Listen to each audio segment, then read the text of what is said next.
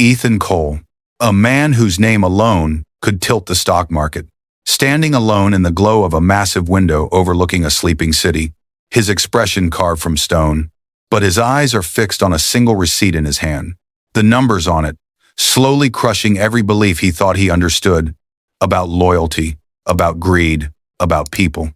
He trusted many. He was betrayed by more. So when a billionaire placed his own credit card into the hands of 3 women, a test born of exhaustion and quiet heartbreak, he thought he already knew how the story would unfold. A boutique camera feed showing a woman grabbing armfuls of designer jewelry, laughing into her phone. Another feed showing a different woman handing the card to someone else entirely, whispering, "Just hurry before he checks." Then, a third screen, a maid's uniform. A small, nervous woman named Rosa. She's standing alone in a tiny neighborhood pharmacy, clutching the card like it burns her fingers. Her face is pale, almost afraid, her eyes glistening as she counts coins from her own pocket, unsure if what she's doing is allowed. But the third woman, the one least expected to matter, walked into a store with a choice that would expose more than greed, more than desperation, more than loyalty. What she bought was the one thing he wasn't prepared for, the kind that signals the true story is only beginning. In this episode on the Billionaire's Diaries, we take you deep into the layers behind the test, behind the women, behind the billionaire who thought he could measure hearts with a piece of plastic, and behind the one purchase that changed everything.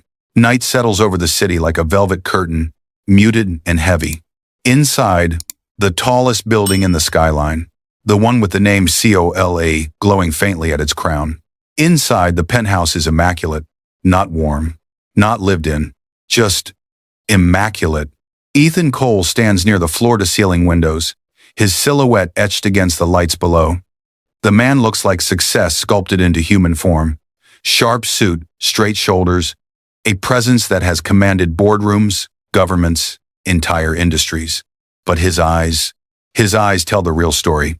Not rage, not arrogance, just a quiet, bone-deep exhaustion. As he watches the city breathe beneath him, assistants move around the penthouse with gentle urgency, whispering updates, handing him documents, waiting for decisions he no longer has the energy to make. He nods to some, waves off others. His movements are practiced, mechanical. A tablet on the table buzzes. Another scandal, another leak, another loyal employee selling a story.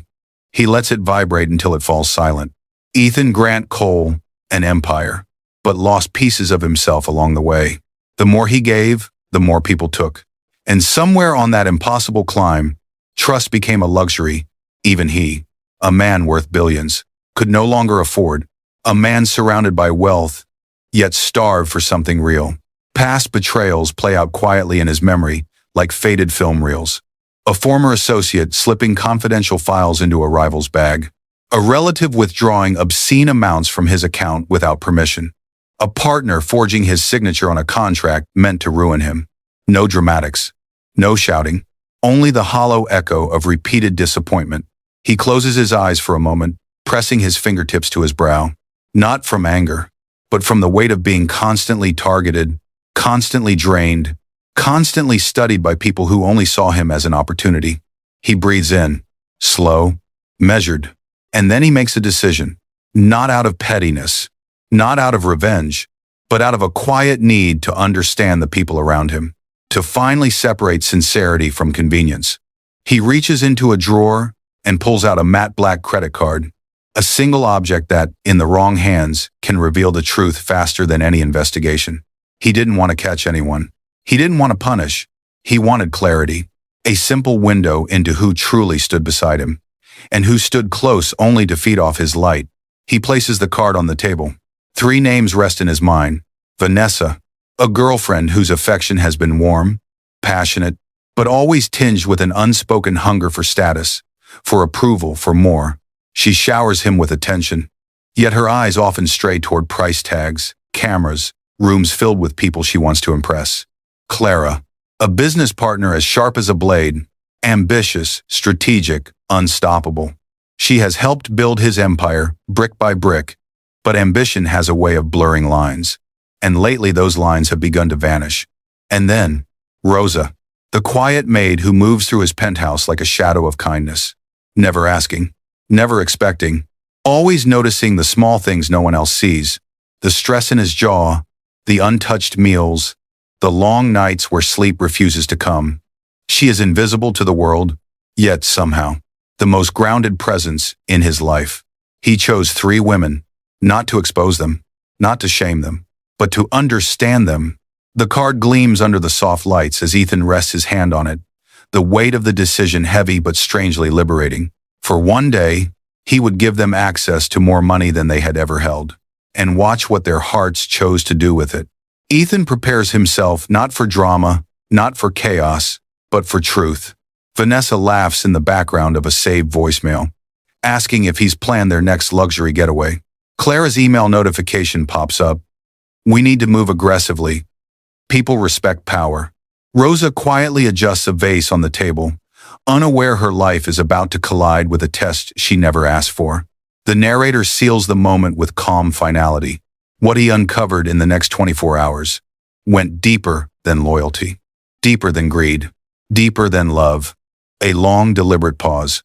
It revealed who they were when no one was watching, into the private worlds of the women whose choices will soon define everything. Their stories unfold not as stereotypes, but as human portraits layered, flawed, and painfully real. Vanessa's world is the first to appear. A boutique dressing room bathed in warm, flattering lights.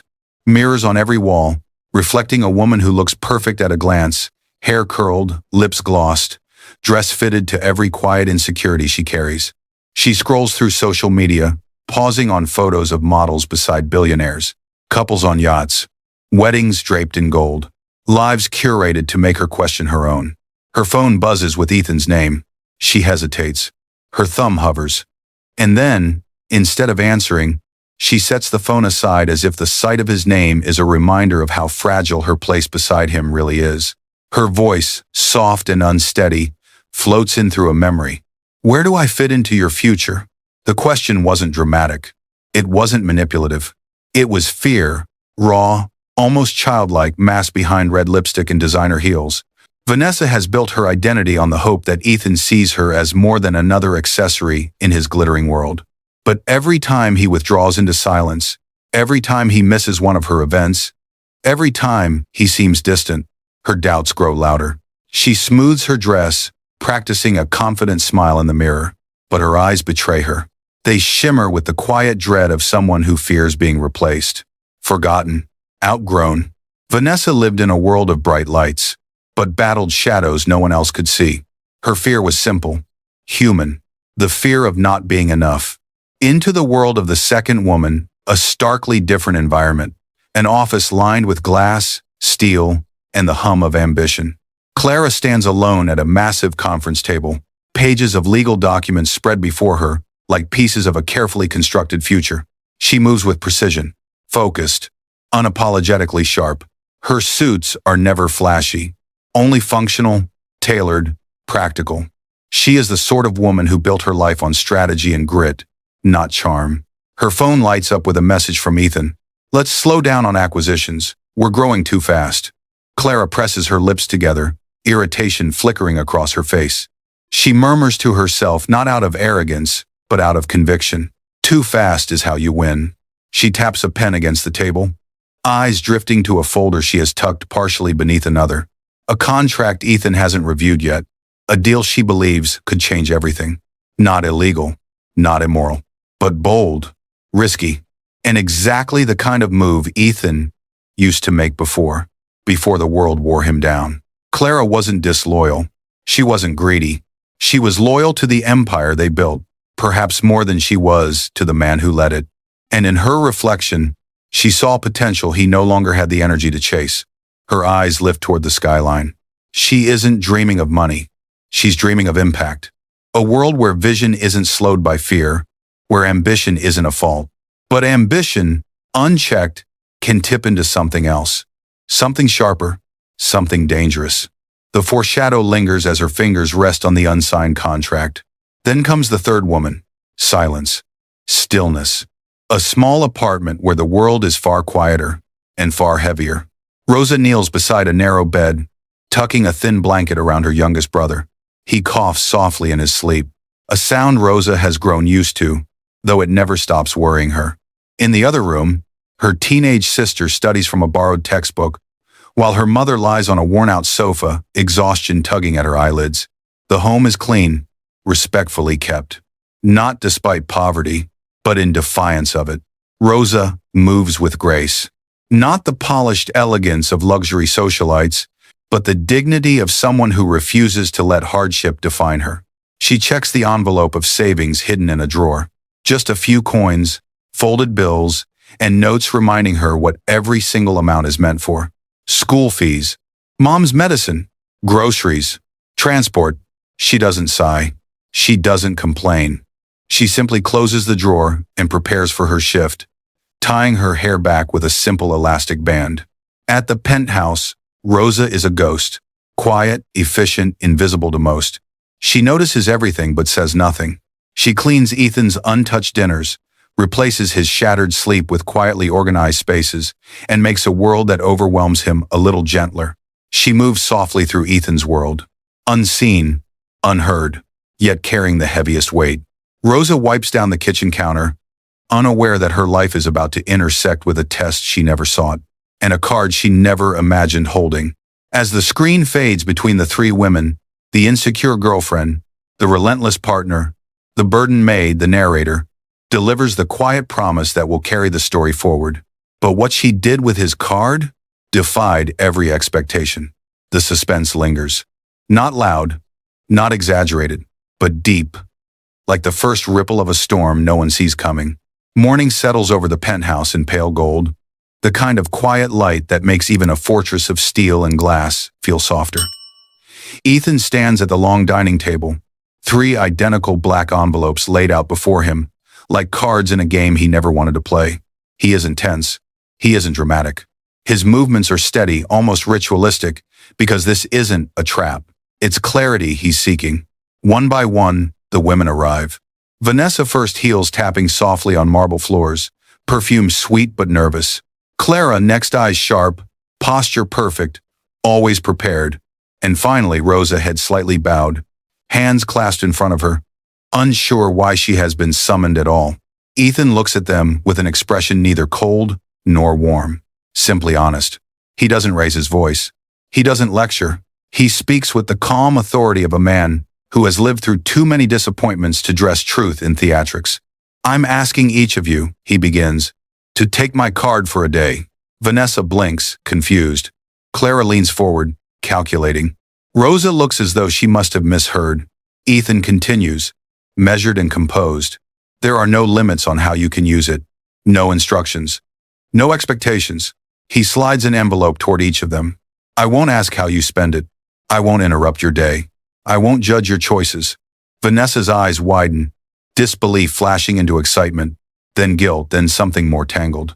Clara studies the envelope like a contract, her mind already racing through a dozen possibilities.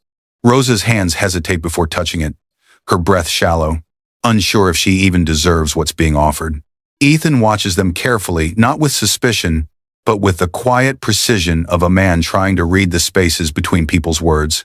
He laid out the rules with disarming simplicity. 24 hours, unlimited access, no consequences, no explanations required.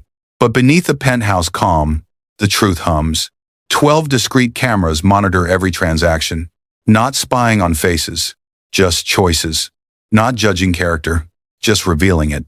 Hidden in the quiet mechanics of the test is a deeper purpose. These cameras aren't meant to expose wrongdoing. They're meant to catch something far more elusive, truth, in its raw and unfiltered form. Back at the table, Ethan rests his palms against the cool marble surface, grounding himself. He meets each woman's eyes one by one. I'm not testing what you can buy, he says softly. I'm testing what you value. The statement hangs in the room.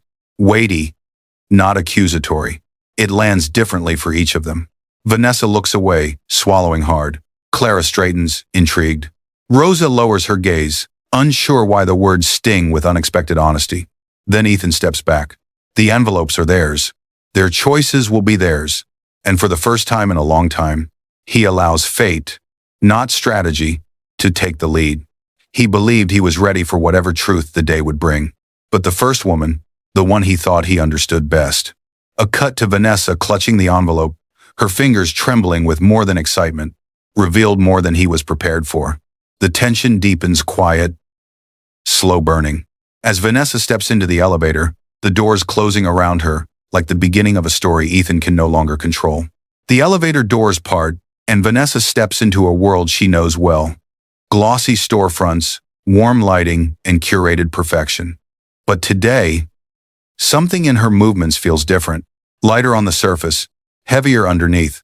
She walks into an upscale boutique, the kind where employees greet customers by scent before they even see their faces. Her friends are already there, two women draped in designer ease, glasses of champagne in hand. "Vanessa! Finally!" one of them exclaims, pulling her into an airy hug. "Did you seriously bring his card?" The other whispers, half impressed, half hungry for drama. Vanessa offers a smile, bright, practiced, almost believable.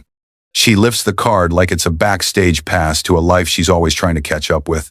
The boutique staff swarm instantly. "Would you like to see the new arrivals? Private fitting room for Miss Vanessa. We'll bring champagne." Her friends giggle, lifting dresses up to her frame. "Try this one. Oh, this is so you. If Ethan saw you in this?" Vanessa laughs with them, but something about her laughter is brittle. A glass ornament held too tightly. In the fitting room, she stares at herself under the soft golden lights. A gown clings to her body perfectly, but her eyes don't sparkle the way the fabric does.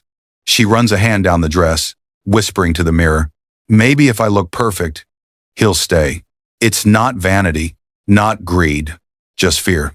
A fragile, aching fear of losing someone she's never been sure she deserved. She buys the gown, and the shoes, and the perfume she thinks Ethan liked once, though she can't remember if he actually said it or if she just wished he had. Her friends cheer her on. "You deserve this. He won't find better. This is how you keep a man like that." She smiles again, but the camera lingers on the slight tremor at the corner of her mouth. A crack forming beneath the glitter. Hours pass in the haze of luxury. Bags collect at her feet. Receipts slide into envelopes. And the card swipes again, and again, and again. Yet with every purchase, her shoulders drop a little lower. The void she's feeding grows hungrier. Eventually, her friends drift away, lunch plans, spa appointments, excuses wrapped in affection. Vanessa walks alone now, her reflection multiplying in store windows she doesn't fully see. She ends up at a quiet jewelry store. Not the flashy kind, the kind where the air is still and the stakes feel personal. The jeweler looks up. "Are you shopping for a gift?" Vanessa hesitates. Her heart beats too fast. Her hands sweat. She touches her hair, her wrist, anything to steady herself. Then she says, almost too softly to hear, "Yes, for someone important." As they bring out the trays, her eyes land on a simple, elegant engagement ring.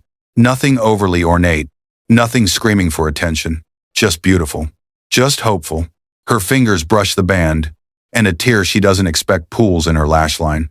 She lifts the ring. "This one. For the proposal?" the jeweler asks warmly. Vanessa does not answer. Not with words. Just a small, trembling smile. She buys the ring. For herself? A promise she has no right to make, yet is desperate enough to cling to. The camera pulls away slowly as she exits the store, the tiny box clutched tightly in her hand like a secret or a lifeline. She wasn't greedy. She was afraid. A woman trying to fill the silence in her heart with things that could never speak back. But fear, even when gentle, can still wound. Vanessa walks toward the evening light, bags in her hands, a ring in her pocket, and a truth Ethan is about to face, one far more complicated than betrayal. Evening settles over the penthouse like a slow exhale, warm light dimming into a haze that softens the edges of the room, but not the heaviness in Ethan's chest. He sits alone in his study, the hum of the city far below rising like a distant ocean. On the tablet beside him, the quiet alert glows. Transaction, summary, Vanessa. He doesn't tap it. He doesn't need to. The footage is already playing silently on the wall screen. Grainy, muted moments piecing together the truth he never wanted to face. Vanessa laughing in the boutique. Vanessa trying on dresses she didn't need. Vanessa holding that ring box. Her face flickering between hope and heartbreak. Ethan watches it all with the stillness of a man who has run out of defenses. There is no anger in him, no bitterness, only a quiet, devastating ache. He closes the tablet and presses his thumb gently against his temple, as though trying to steady the emotions swirling beneath his usually composed exterior. When he finally speaks, his voice is no more than a whisper carried into an empty room. She doesn't want me. He swallows hard, eyes drifting to the skyline blurred now, not from distance, but from something far more human. She wants certainty, not love, not partnership, certainty. A guarantee he can't promise anyone, not with the weight of the world constantly shifting under his feet. He leans back in his chair, the leather creaking softly, as if responding to the tension he never allows himself to express. Moments later, a quiet knock breaks the silence. His longtime assistant, Michael, steps in with the soft deference of someone who has seen Ethan rise, fall, and carry entire corporations on his shoulders. Michael sets a cup of untouched tea beside him. He doesn't comment on the footage. He doesn't apologize for the truth. He simply stands there, offering presence instead of opinion. Ethan lets out a single, slow breath, fragile but controlled. Michael studies him for a moment before saying gently, "There's still Clara." Ethan's jaw tightens not in anger, but in the weight of what must come next. Clara, the partner who built the empire beside him, the woman who believes in potential more than people, the one person whose choices could either restore his faith or shatter it completely.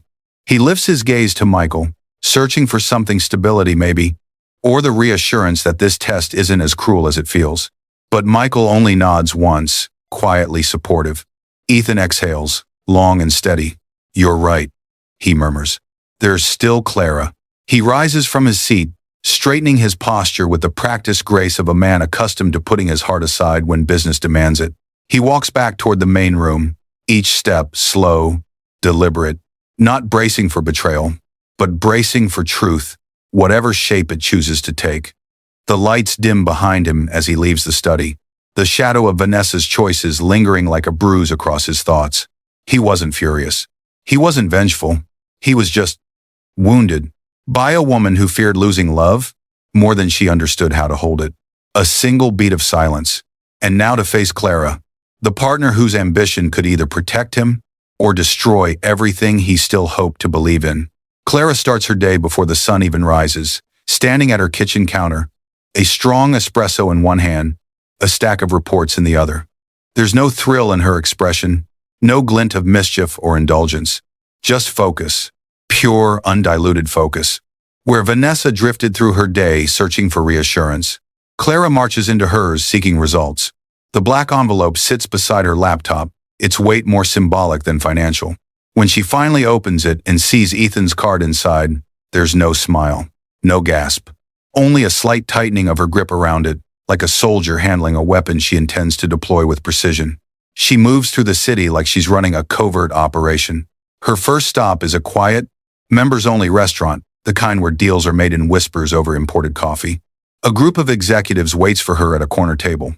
As she takes a seat, they expect light conversation. Instead, Clara pulls out charts, forecasts, and projections with the efficiency of a surgeon. "We're losing ground," she says. "Not because our ideas are weak, but because our leadership is getting soft." No malice, just conviction. When the bill comes, she hands over Ethan's card, not to show off, not to indulge, but because she sees the company's money as the company's weapon. And today, Ethan's card is simply ammunition. Next, she sweeps into a corporate law office. The receptionist stiffens slightly when she sees whose card Clara places on the counter to cover the consultation retainer. Inside the glass-walled room, Clara reviews clauses, acquisition rights, and loopholes. Her voice is crisp, logical, relentless. "If we finalize the merger before Q4, we dominate the sector. If we delay, our competitors eat us alive." The attorney nods slowly, impressed by her insight and slightly intimidated by her certainty. By afternoon, Clara is striding through a half-renovated skyscraper, hard hat, clipboard, and measured confidence radiating from every step. The real estate developer shows her floor plans. She doesn't waste a minute.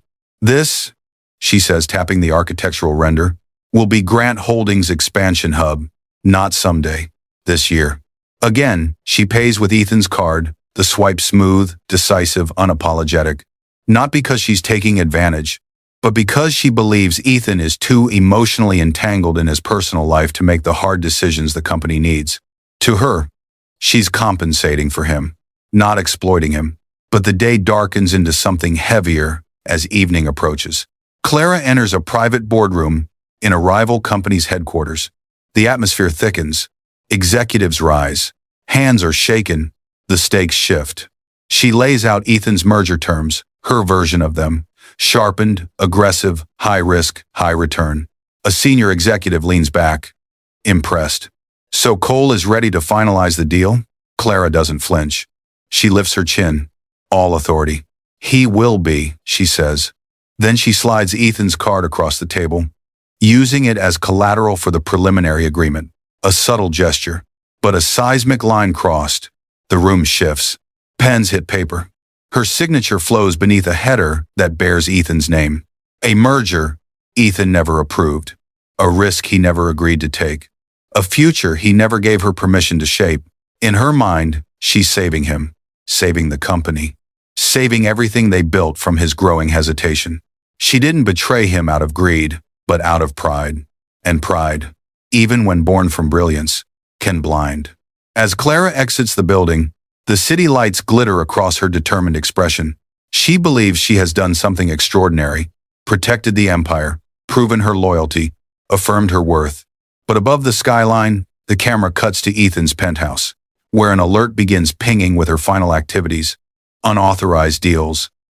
Clara had no idea she just stepped into the one blind spot that could cost her everything she believes she's protecting.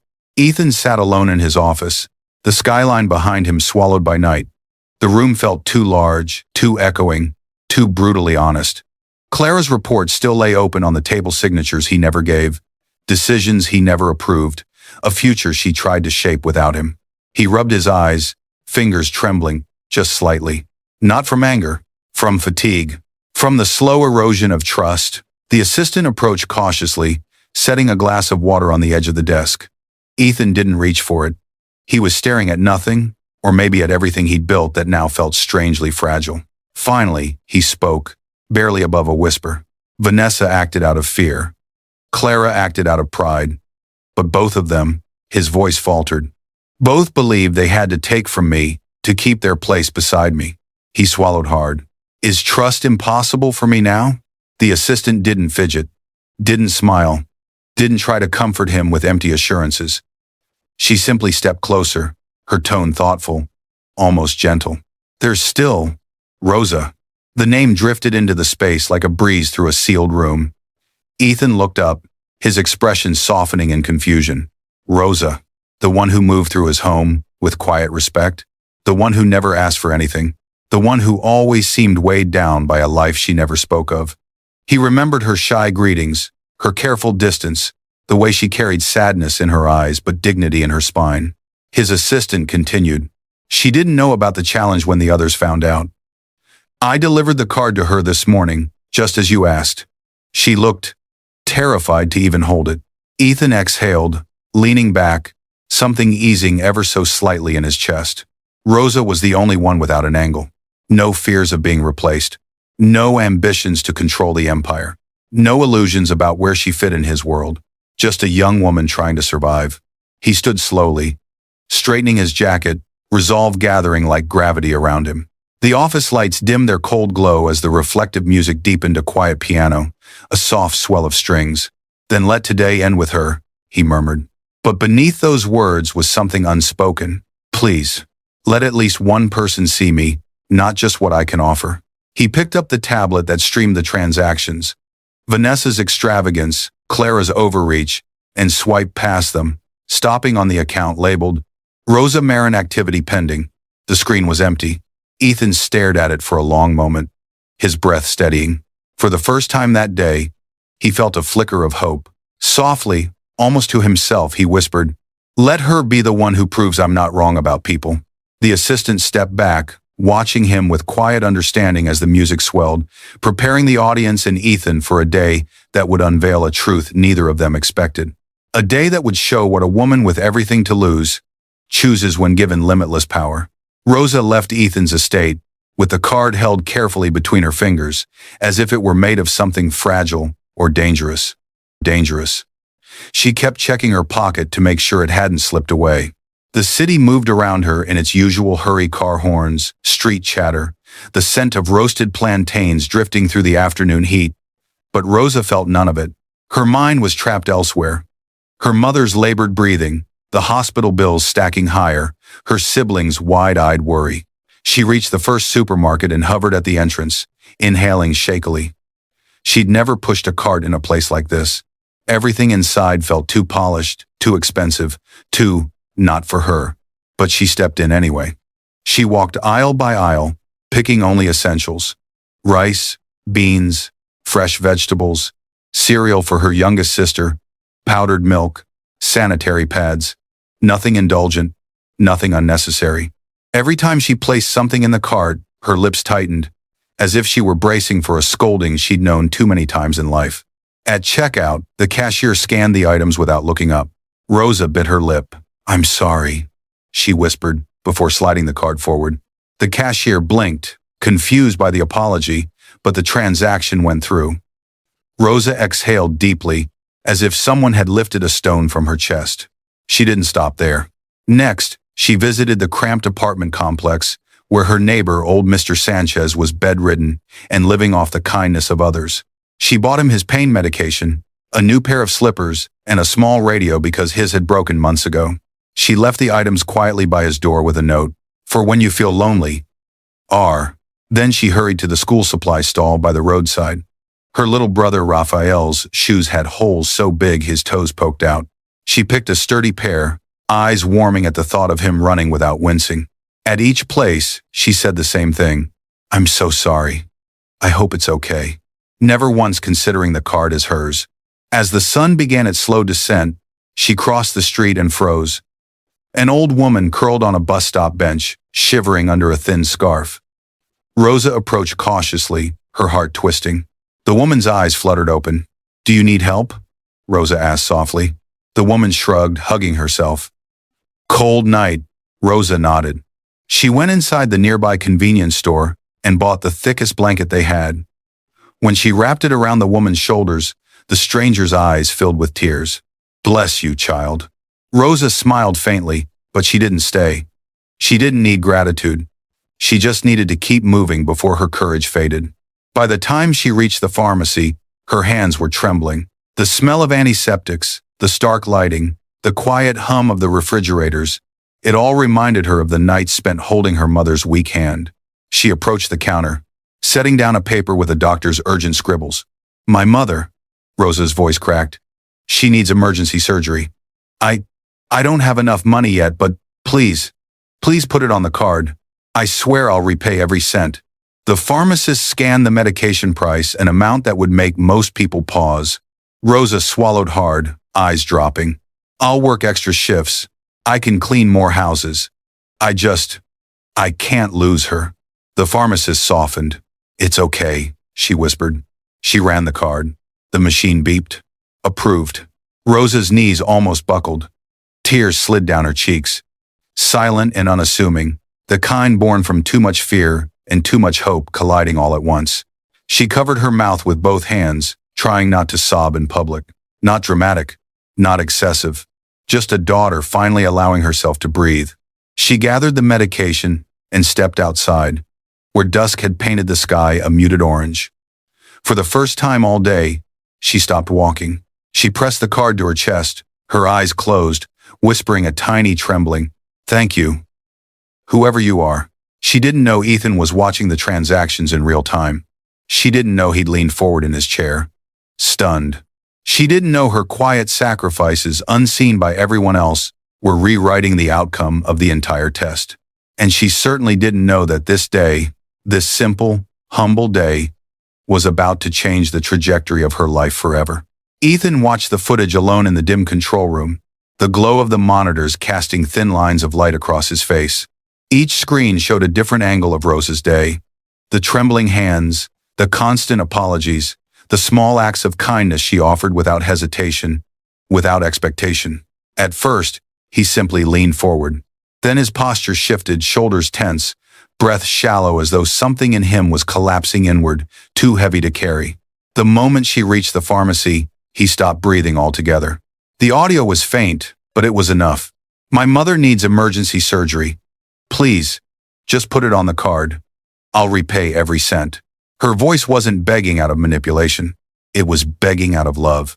Ethan's jaw clenched. His knuckles whitened against the armrests. His eyes, always sharp, hardened with a different kind of intensity, not business, not suspicion, something raw and unfamiliar. And then it happened. A single tear escaped, tracing a slow, reluctant path down his cheek. Another followed. He didn't wipe them away. "She never thought of herself," he whispered. The words trembled. "Not once." He rewound the footage again the moment she bought the blanket, the shoes, the groceries, the medications, as if trying to convince himself it was real. As if kindness, pure and unpolished, was too rare to accept without verification. His chest rose sharply. A small, agonizing breath escaped him. That was the breaking point. He stood so abruptly the chair rolled back and hit the wall. Papers fluttered to the floor. The assistant outside the room startled as he stormed into the hallway. "Sir!" Ethan didn't stop. He moved past staff, past security, past the lobby, each step fueled by urgency he couldn't articulate. He took the elevator down instead of the helicopter on the roof. He didn't want spectacle, didn't want power on display. He wanted speed, humility, presence. By the time he reached the underground garage, his pulse was hammering. He slid into the driver's seat of his car with shaking hands. He wasn't a man known to rush. He wasn't a man known to panic. Yet he peeled out of the garage as if outrunning something, the truth of who he'd become, the years of guarded suspicion, the walls he had built around his heart. Rosa had stepped through all of it, without even knowing. Traffic blurred past as he raced toward the hospital, eyes burning, replaying each moment of footage in his mind. The blanket around the old woman, the shoes for her brother, the care package for the neighbor, the tears at the pharmacy, the softness, the strength, the quiet desperation, wrapped in dignity. "She didn't buy one thing for herself," he murmured, voice breaking again. "Not one thing?" He turned into the hospital driveway with a harsh breath, tires crunching against the gravel. He parked unevenly, barely noticing. The sliding doors opened before him. Inside, fluorescent lights washed over him as he approached the front desk. What he found there changes everything. Because waiting inside that hospital, somewhere in its maze of white walls and hushed corridors, was the truth behind Rosa's greatest fear. And the most unexpected turning point of Ethan Cole's life. The hospital felt like another world. All white corridors, cold metal benches, distant echoes of hurried footsteps. Rosa sat hunched in a plastic chair, hands knotted tightly in her lap, her mother's chart resting beside her like a weight she could barely hold. She hadn't slept. Her eyes were red, her breath unsteady, but she sat upright, refusing to break, at least not where anyone could see. Every time a door opened, she flinched. Every doctor's coat made her hope. Every delay made her fear. Then the sliding doors at the end of the hall parted. Ethan stepped in breathless, hair disheveled from the rushed drive, suit jacket half-buttoned, heart beating so loud he could hear it in his ears. He froze when he saw her. Rosa's eyes widened, horror sweeping through her face. She stood immediately, panic tears rising as she shook her head. I'm so sorry," she blurted out. "Mr. Grant, I know I wasn't supposed to spend like that. I know it was too much. I swear I'll repay you. I'll work extra shifts. I'll do anything. I couldn't watch my mother slip away." Her voice cracked on the last words. Her hands trembled so hard she tucked them behind her back. Ethan didn't scold. He didn't question. He didn't stand tall like a billionaire, demanding justification.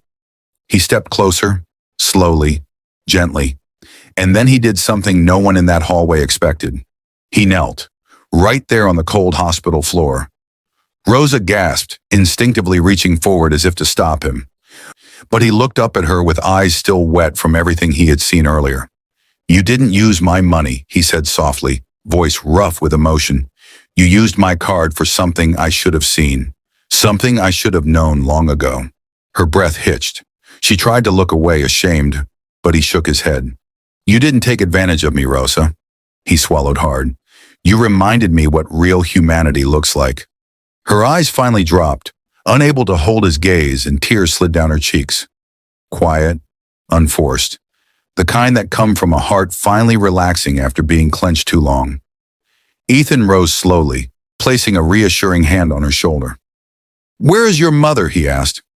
Rosa pointed toward a double door down the hall, voice trembling. "They're preparing her, but they said I have to pay deposits. I don't know if—" "You will," Ethan said firmly. He walked to the billing office with purposeful steps, Rosa following behind like someone afraid to hope. The receptionist looked up in confusion when Ethan placed his black titanium card on the counter. "I'm covering everything," he said. "Surgery, medication, post-operative care, long-term treatment, whatever she needs." The woman blinked. Are you family?" He looked back at Rosa, who stood shrinking into herself, overwhelmed and shaking. "Yes," Ethan said simply. "I am now."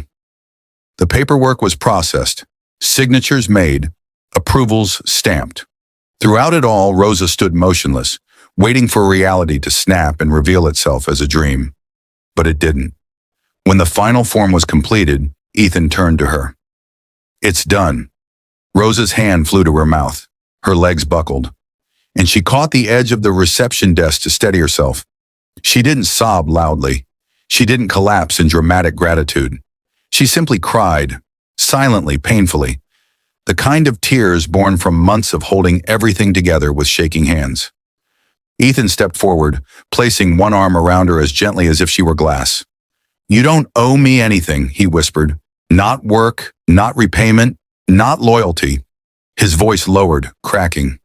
"You gave me something I haven't had in a long time, a reason to trust again." Rosa leaned into him, her forehead against his chest, humbled in a way that made his heart ache.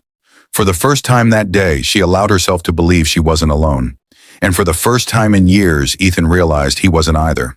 What neither of them knew was that the night was not done revealing truths. And the next revelation waiting beyond that operating room door would shift everything. More than Ethan's test, more than the footage, more than money ever could. The next morning, the city was still yawning awake when Ethan began closing the circles he had left open. The hospital corridors felt quieter, lighter now that Rosa's mother was in surgery, and Ethan stepped outside to make the calls he knew he could no longer delay. The first was to Vanessa. She arrived at his penthouse, looking polished, composed, rehearsed, but her eyes betrayed a restless fear. She stood by the floor-to-ceiling windows as if trying to anchor herself to something beautiful so it wouldn't hurt as much when the truth came. "Ethan, you wanted to see me?" she asked cautiously. He didn't approach her like a man seeking revenge. He didn't show her the footage, or receipts, or any form of proof. He simply spoke. "It wasn't about what you bought," he said quietly. "It was why you bought it." Vanessa swallowed hard. Her eyes darted away, blinking rapidly. She didn't try to defend herself. She didn't even pretend not to understand. A tremor ran through her hands. "I thought," she whispered, "if I could look perfect, if I could prove I was enough, maybe you wouldn't leave." Her voice broke, thin and brittle. "I wasn't trying to use you, Ethan. I was trying to survive you." He exhaled, a long, pained breath. "You were never required to earn your place beside me," he said softly. "You already had it. But insecurity can build walls between people faster than betrayal." For a moment, neither of them spoke. Then Vanessa's composure shattered. Tears streaked down her face. Not dramatic, just the quiet collapse of someone who saw, too late, the damage fear can do. She nodded, wiping her cheek with the back of her hand. "I ruined it," she whispered. "I ruined us." Ethan stepped closer and gently squeezed her shoulder, not romantic, not possessive, just human. "You didn't ruin anything," he said. "We just weren't meant to break each other trying to belong." Vanessa nodded, grateful for the dignity he'd offered her. She left with her head low, but her heart lighter than it had been in months. Not humiliated, just understood. The second confrontation required a different kind of strength. Clara greeted him in her glass-walled office, surrounded by projections, charts, and blueprints, the empire she envisioned for him, whether he wanted it or not. "You're upset," she said immediately, crossing her arms as if bracing for war. No, Ethan replied, voice even. I'm disappointed. That one word made her flinch. He set the folder on her desk, containing nothing dramatic, simply the contract she had pushed forward without him, the plans she'd advanced using his name, the leverage she had wielded without permission. Ambition isn't disloyalty, he said, his tone measured and calm. But acting without consent is. Clara opened her mouth to argue, then closed it. Her mask of confidence slipped just enough for regret to show underneath. I wasn't trying to go behind your back, she murmured. I was trying to save you from yourself. You give too much. You trust the wrong people. Somebody had to protect the company. Ethan shook his head. No, he said gently. You protected the company from me. But you didn't protect me. Silence stretched between them. Not hostile, not cold, just honest. He slid a second document toward her. A dissolution agreement. Her breath hitched. You're ending our partnership? With respect, he said. With gratitude for everything you built. But we lost alignment, Clara. Maybe we lost it long ago.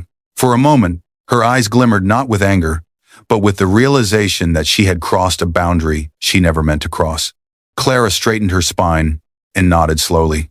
I didn't mean to hurt you, she said quietly. I know, Ethan replied, and that's why this ends without bitterness. They shook hands, actually shook hands, the gesture steady, dignified, a mutual acknowledgement of what they'd been and what they could no longer be. No shouting, no cruelty, just two people standing in the truth. By the time Ethan left the office, he wasn't weighed down by betrayal anymore. He was freed by clarity. But something still tugged at him, a pull toward the hospital where Rosa waited, where something fragile and unspoken had begun to form. He didn't know it yet, but the moment he stepped back through those hospital doors, everything he had confronted, every realization, every fracture, would lead him to a revelation more powerful than any test he could ever design. The hallway was quieter. Now the rush of earlier had faded into a late evening calm. Machines beeped softly behind closed doors. Nurses spoke in gentle murmurs, and the shadows from the setting sun spilled across the floor in warm, muted streaks. Ethan and Rosa walked side by side, not touching, but close enough that their shoulders almost brushed. Every few steps, Rosa glanced toward the recovery wing, her breath catching with a mix of fear and anticipation. When they reached her mother's door, Rosa paused. A trembling hand hovered over the handle. Ready? Ethan asked softly. She nodded, even though she wasn't. They stepped inside together. Her mother lay resting, color returning to her cheeks, her breathing steady and calm. The machines beside her showed reassuring rhythms, the rise and fall of someone finally out of danger. Rosa's knees nearly gave out with relief. Mom, she whispered, approaching the bed and brushing her fingers lightly across her mother's hand. Her mother stirred, eyelids fluttering open, just enough to see her daughter. A weak but unmistakable smile appeared. The quiet kind of smile that says, I'm still here. Rosa covered her mouth to hold back a sob. Tears spilled anyway. She leaned down, kissed her mother's forehead, and whispered something soft in Spanish: gratitude, prayer, love, all wrapped into one trembling breath. Ethan stayed near the foot of the bed, giving them space, but unable to look away. It was a moment he felt privileged to witness, unfiltered, sacred, painfully human. After a while, Rosa stepped back, wiping her eyes. Her breathing was shaky, but her smile was real. Exhausted but bright. She turned to Ethan. You saved her, she said quietly. He shook his head. You saved her, Rosa. I just filled in the gaps. She gave a tiny laugh, tired, warm, the sound of a woman whose spirit had been stretched thin but hadn't broken. Ethan took a slow step closer, studying her face, the exhaustion, the strength, the humility. She wore like armor. Rosa, he said softly, can I ask you something? She hesitated, then nodded. He searched her eyes, genuinely puzzled, genuinely moved. With everything you could have bought, why didn't you get anything for yourself? Rosa blinked, surprised. Her eyes softened, and then she answered with a small, tired smile, one so honest it disarmed him completely. I don't need much, she said. She looked toward her mother, toward the door where her siblings would soon arrive, toward the blanket she'd bought for a stranger, toward the world she gave to, even when she had little. I just need my family and peace. She exhaled. Everything else is noise. Ethan stood there, struck silent. No grand speeches, no cinematic music, just the truth, the simplest truth he had ever heard. For the first time since his test began, since the betrayals, since the loneliness he'd carried for years, he felt something shift inside him. He looked at Rosa. Really looked. Not as an employee, not as a test subject, but as a woman whose values cut deeper than wealth, than status, than anything he had surrounded himself with. In her tired eyes, he saw sincerity. In her quiet strength, he saw a life he had never known. And in her presence, he felt something he had never expected to feel that day. Hope, a spark, small, fragile, but real flickered between them. Not romance, not obligation, just two souls recognizing something honest in each other. Something neither had been given in a very long time. A nurse walked in, asking Rosa a question, briefly pulling her attention away. Ethan stepped back, giving her space, watching the way she interacted, gentle, respectful, grounded. When she turned back to him, he offered her a faint, sincere smile. "We'll get through this," he said quietly. "You're not alone anymore." Rosa opened her mouth to respond, but emotion overtook her. Instead, she just nodded a small, shaky nod filled with trust. For both of them, it was enough. The future was uncertain, their paths not yet defined. But in that dim hospital room, surrounded by soft monitors in fading daylight, a door opened between them. Not dramatic, not rushed, just real. And for the first time in a very long time, Ethan Cole welcomed what might come next. Ethan holds the photo between them, the edges slightly bent from how tightly he's been gripping it all day. The fluorescent hospital light washes everything in a soft, pale glow, blurring the world except for the two of them, and that mysterious snapshot. Rosa's breath catches, not dramatically, quietly, as if the picture touches a part of her she's kept hidden for years. Her mother sleeps peacefully behind them, the rhythmic beeping of the monitor grounding the moment in something strangely intimate. Ethan doesn't accuse, doesn't pressure. He just waits still, steady, gentle in a way Rosa never imagined a man like him could be. Finally, she speaks. "Can we step outside?" she whispers. He nods. They move into the hallway, a long stretch of dim lights and empty chairs. Rosa folds her arms, almost as if protecting herself from something deeper than cold. Rosa looks at the floor, then at him. "What did you see?" Ethan lifts the photo, turning it so she can see it fully. In the picture, Rosa is standing in the employee hallway earlier that morning, head bowed, eyes closed, hands clasped around something pressed tight to her chest. It's subtle, easy to overlook, but the emotion in her posture is unmistakable. He speaks softly. "You weren't stealing, you weren't hiding, you were praying for your mother." Rosa's lips part in surprise, not because he figured it out, but because he understood. She nods, tears gathering but not falling.